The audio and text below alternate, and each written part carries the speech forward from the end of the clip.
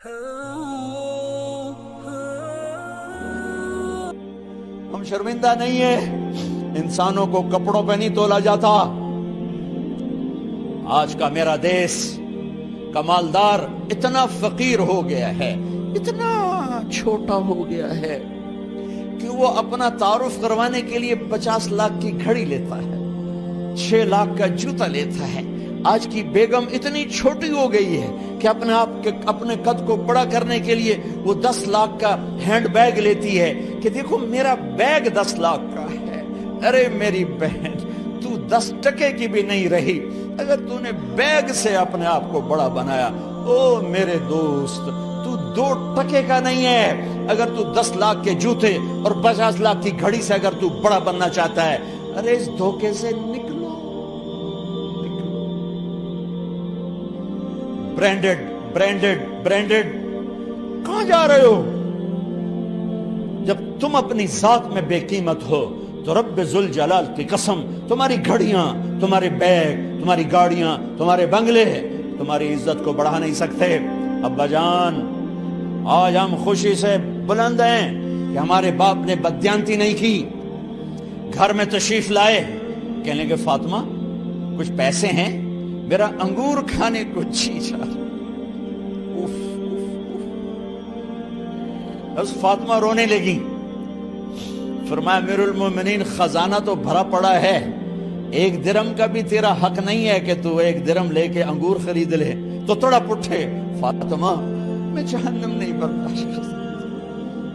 او میرے بھائیو، جو دن رات سود میں پھنس چکے ہو، جو دن رات جوے شراب میں پھنس چکے ہو، کیسے اللہ کے سامنے سرخرو ہو کر کھڑے ہو گے؟ ایک رات گھر میں تشریف لائے، بچیاں، بیٹیاں، منہ پہ ہاتھ، کپڑا رکھا، دوپٹہ رکھا منہ پہ، اور بات کریں۔ آپ نے پوچھا ارے کیا ہوا تمہیں، یہ منہ پہ کپڑا کیوں رکھتی ہو؟ تو خاموش ہو گئی، لیکن گھر کی خادمہ رو پڑی، کہا امیر المومنین آج آپ کی بیٹیوں نے کچا پیاز توڑ کے اس سے روٹی کھائی، سالن کھائی، اور میرے آج کا تاجر کہتا ہے جھوٹ نہ بولوں تو کاروبار کیسے، میرا افسر کہتا ہے رشوت نہ لوں تو گزارا کیسے کروں۔ تو عمر بن عبدالعزیز پھس پہ ہچکیوں کے ساتھ روئے کہ میری بچیوں، میں تمہیں بڑے اچھے کھانے کھلا سکتا ہوں پر میں جہنم کی آگ برداشت نہیں کر سکتا۔ بھائیو، اس بندے نے اپنے آپ کو ذبح کر دی، اللہ کو راضی کرنے کے لیے ذبح کر دی، اپنے ذات کو، اپنے جذبات کو، اپنے احساسات کو۔ ہاں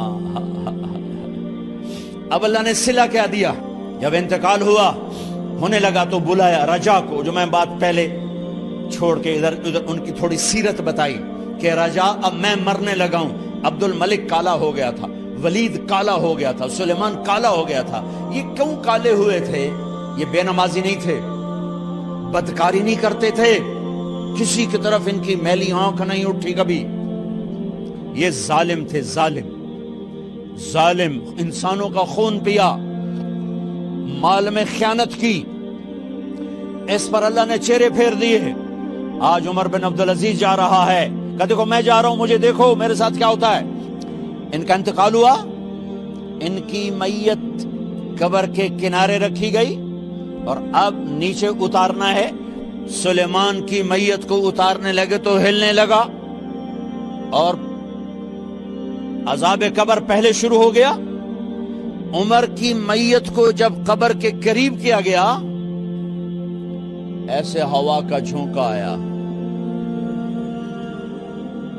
ایک پرچہ ایسے لہراتا ہوا یوں آیا، یوں آیا، یوں آیا اور عمر کے سینے پر گر گیا۔ لوگ اکٹھے ہو گئے، پرچے کو کھول کے دیکھا گیا تو اس پہ لکھا تھا بسم اللہ الرحمن الرحیم، براءۃ من اللہ لعمر بن عبد العزیز من النار۔ یہ پروانہ ہے اللہ کی طرف سے اس کے بندے عمر کے لیے کہ اسے جہنم سے نجات کی خوشخبری سنا دی جائے۔ آہا مرنا ہو تو یوں مرو، اللہ ایسی موت دے دے۔ کہتے ہیں پھر میں نے ان کو قبر میں اتارا، جب قبر میں اتارا تو کیا دیکھا؟ میں نے کفن کی گرہ کھولی تو چہرہ قبلے کی طرف، اور یوں لگا جیسے 14ویں رات کا چاند قبر میں اتر آیا ہو۔ اور آخری بات کرتا ہوں، میرے بھائیوں بہنوں، اپنے اللہ سے صلح کر